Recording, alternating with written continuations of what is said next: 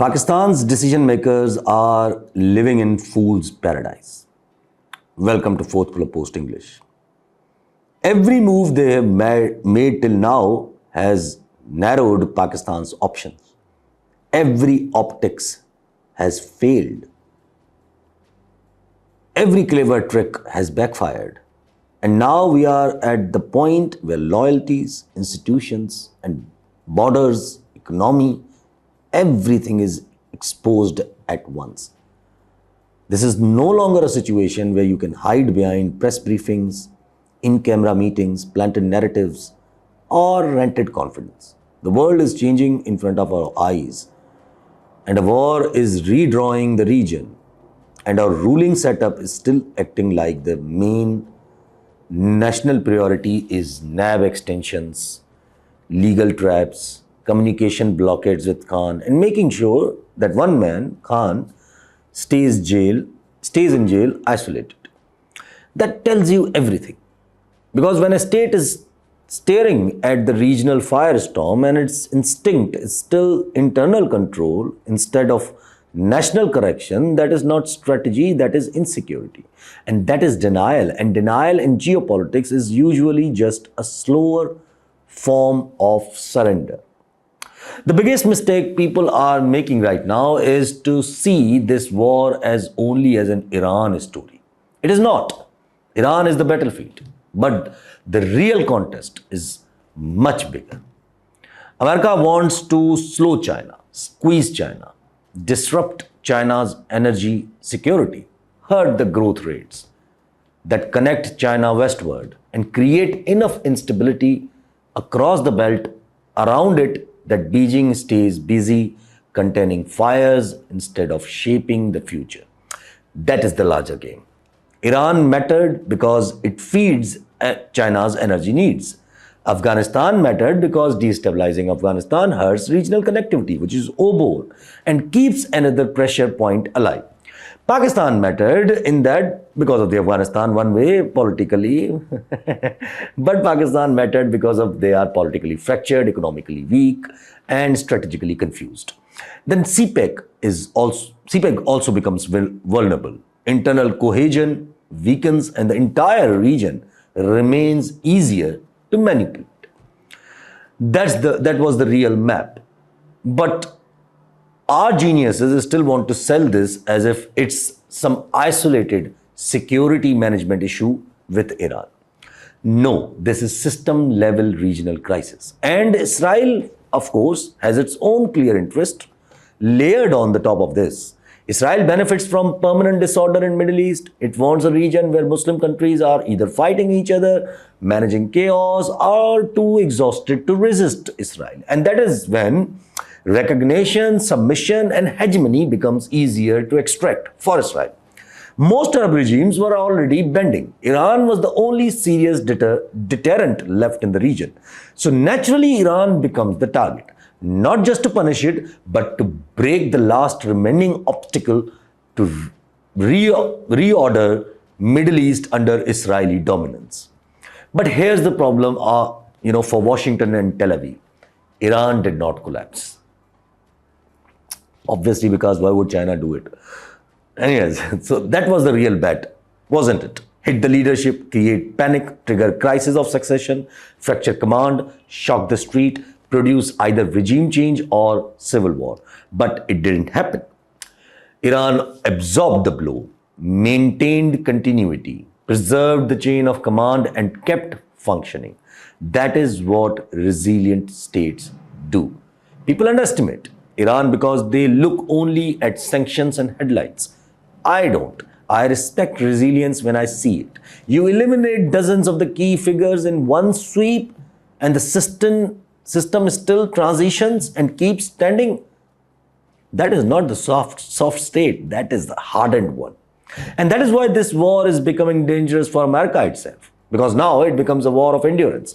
If Iran survives the shock phase, then what is America's plan? Missiles forever? Bombings forever? Carpet bombing a proud civilization state into submission? Boots on ground in a country with the size of Iran? With what public support? Under what moral justification? with which allied enthusiasm even America's own partners are half detached. The UK, Europe, Canada, and even the Arab monarchies. None of them are acting like people ready to jump into this glorifies or glorious joint crusade launched by Christian Zionist and Jew Zionist. Everybody is nervous. They know what if this war expands, they will have to pay first. In energy, in trade, in public unrest, in credibility, and in security. That's why I keep saying this war either expands recklessly through some manufactured accident or it eventually deflates after a lot of noise and a lot of macho statements, a lot of big, beautiful wars, big, beautiful drama, and some final symbolical spectacle that Trump can market as a strength before trying to back out. Because the longer this goes on, the more obvious it becomes that America's military power is no longer translating into stable political outcomes. This is the real story of this era. America still has force, military might. What it lacks now is unquestioned authority. America's soft power is weaker. Economic centrality of America is weaker. The dollarization. Trust is weaker. Narrative control is weaker. There is no monopoly over trade. So it falls back on force. And even force now produces messy, expensive, and unstable outcomes such as Iran. And that is why I think this war, whether it stops soon or stretches a little longer, has accelerated the world towards bipolarity. America has actually itself accelerated the very transition it wanted to slow. Now look at the Pakistan in the middle of all this. Instead of recognizing that the region is entering a historic danger zone, our state is still operating like the main mission is to preserve one more arrangement or one more power arrangement at all cost. Imran Khan must remain in jail, communication must remain blocked, even legal architecture must be modified. This NAV amendments that if relief comes from the real court, it can be trapped somewhere else like a Federal Constitutional Court, a Sarkari court. Hospital transfers becomes a political risk. A meeting becomes a political risk. A message from Khan becomes a political risk. So healing touch, political opening, national resets, forget about all of it. And that is madness. Because whether people like it or not, in moments like this, stability is not created by force alone. Stability is potential or political. Confidence is political. Economic endurance is political. If a country is internally divided, angry, repressed, suspicious, and leaderless, then external shocks hit harder. That is basic statecraft. But our system still thinks it can maintain internal suffocation while navigating a regional inferno. That is exactly the kind of arrogance that gets states broken. And yes, I'm saying it clearly. If Iran falls into chaos, Pakistan is not magically safe. I'm tired of this childish argument that Pakistan is not Iran, as if that answers anything. Of course, Pakistan is not Iran. The society is different. The system is different. The strategic geography is different. But if hostile penetration increases in Iran, if Afghanistan remains an open-ended chaos, if India stays active on the eastern side, if Balochistan remains politically untreated, same goes for KPK, if terrorism stays alive, if the economy gets battered by these shocks, then what exactly are you calling safety? Nuclear weapons that do not solve political fragmentation. Nuclear weapons do not stop economic collapse. Nuclear weapons do not reverse strategic encirclement. The Soviet Union had nukes too. It still broke. The nuclear state can still be strategically weakened, economically hollowed out, politically manipulated, and socially exhausted. Now add the Afghanistan chapter to this. What exactly is the end game there? That is my question, not the slogan, the end game. If the objective is to stop TTP used against Pakistan, fine. But can the current Afghan setup deliver that? Clearly not in a way Pakistan wants. So then what comes next? More pressure, more raids, more attacks, more coercion, more punitive actions. Fine. And then what? Regime change, civil war, endless bleed for Pakistan. Because if you keep pushing without a political endgame, then you're not solving a problem, you're opening a second front in slow motion. And in normal times, that would already be dangerous. In regional war environment, it becomes reckless. Because then Pakistan is bleeding westward while a wider regional conflict is squeezing energy, trade, diplomacy, and internal politics all at once. And if pressure relaxes for even a moment in Afghanistan, if Pakistan tries to put back, India will pour all the money and influence back into Afghanistan to recreate the same problem. So what exactly is this policy? Permanent low-grade bleeding? A security treadmill with no finish line? And some people think this was perhaps meant as a clever excuse. Keep Afghanistan hot so that America and Arab states ask for support against Iran. Pakistan can say, hey, sorry, we are busy. Maybe, but even if that theory has some truth in it, does it help? Once you have opened the chapter, you still need an end game. Otherwise, you are just trapped yourself in a costly war or costly conflict while the bigger regional storm is approaching. And then comes the Saudi angle too. Maybe the most absurd part of all of this Saudi Defense Pact is now hanging over Pakistan like an awkward, badly drafted check nobody wants to cash. What exactly has Pakistan gained from it? Show me the strategic dividend here. Show me the economic benefit here. Show me the public briefing here. Show me the dollars. Show me the guarantees. Because what I see instead is Pakistan being pushed into rhetorical postures that create risk without giving clarity. If Saudi Arabia is attacked or if Saudi Arabia gets involved into this war, what does that mean in practice? Can we go against Iran? And if in Iran, if China is involved, can we go against Iran? What will happen of Gwadar? Why do you think China built this Gwadar port? Why do you think China has a port in Sri Lanka? If attacks happen and the attribution is disputed, what then? If Iran denies something and Israel is trying to widen the war, what is Pakistan exactly doing? Why is Pakistan so eager to remind only Iran of the obligations, but so timid when it comes to speaking openly about Israel's role or America's role? See, that asymmetry tells itself a story. And now the public will ask harder questions because petrol has gone up like a bomb fell on the country. 55 rupees per litre in one jump. That is not a number. That is a political event. That is transport, food, industry, inflation, resentment, and collapse in household calculations. And when people are paying the price, they will ask everything. They will ask why India gets room to buy Russian oil and Pakistan gets lectures while sitting with the border with Iran. While China is involved, should we look to the neighbors or should we look to 1,000 miles away? They will ask why favorites are not getting the favors. They will ask what alternative routes exist about this oil crisis. What is their cost? How long they will take to reach? Will there be shortage? And why the state that knew this crisis was brewing had no visible plans? People will ask how much Afghanistan chapter is costing us. People will ask what this government is doing is just sustaining itself and nothing else. And they will not care about your poetry, your briefings, your denials, your panel experts. Because once inflation enters the kitchen, all elite narratives die very quickly. And that brings me back to the Pakistan's internal politics. Because in the end, this is where everything converges.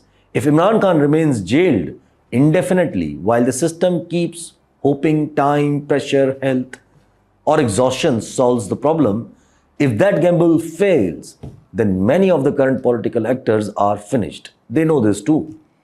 If he comes out while they are still standing on the wrong side of the both public anger and geopolitical humiliation, then they will face a political reckoning they are not prepared for. Because people do not remember wars the way elites do. People remember who made life expensive. They remember helplessness. They remember humiliation. They remember who stayed silent on what things. They remember who could even not condemn obvious wrongs like Iran, like Khamenei, because they are too busy flattering the power, Trump, Saudi Arabia. That is the future problem for all the political parties, especially parties in power, PMLN and Pakistan People's Party. Not just Imran Khan, the individual, but the political memory that will build around this era.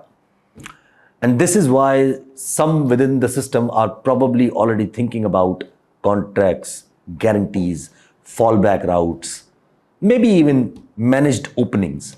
Because if they don't secure something for themselves before the wind changes, then they may go down with the sinking ship. But even here, even like that, the system's reflex is still the same. Postpone, suppress, extend, obstruct, deny. And I keep coming back to the same line. This is not the strength. This is panic wearing a uniform. Now what happens next? My reading is still this. Iran is unlikely to collapse in a way its enemies hoped.